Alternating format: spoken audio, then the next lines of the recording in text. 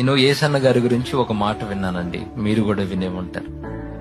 ఆయన మరణ పడకలో ఉండి మంచాన పడి రోజు రోజుకి బలహీన పడిపోతూ చిక్కి శల్యమైపోయాడట. ఎముకల గూడైపోయి మంచంలో చావు బ్రతుకుల మధ్యలో ఉన్నప్పుడు ఆయన పక్కన ఉన్న సేవకులతో అంటున్నాడంట, అందరూ కలిసి దేవుని పాదాలు పట్టుకోండి. ఒకసారి గట్టిగా స్తోత్రం చెప్పండి, గట్టిగా చెప్పండి. ఆయన అన్న మాట ఒక దైవజనుడు చెప్తే నేను విన్నా. అందరూ కలిసి యేసయ్య పాదాలు పట్టుకొని ఒక్క అవకాశం ఇవ్వమని కోరండి. ఈ ఒక్క రౌండ్ నన్ను బ్రతికించమని అడగండి. ఈసారి లేచానా రాష్ట్రాన్ని, దేశాన్ని ఒక్క ఊపాలి మరొకసారి.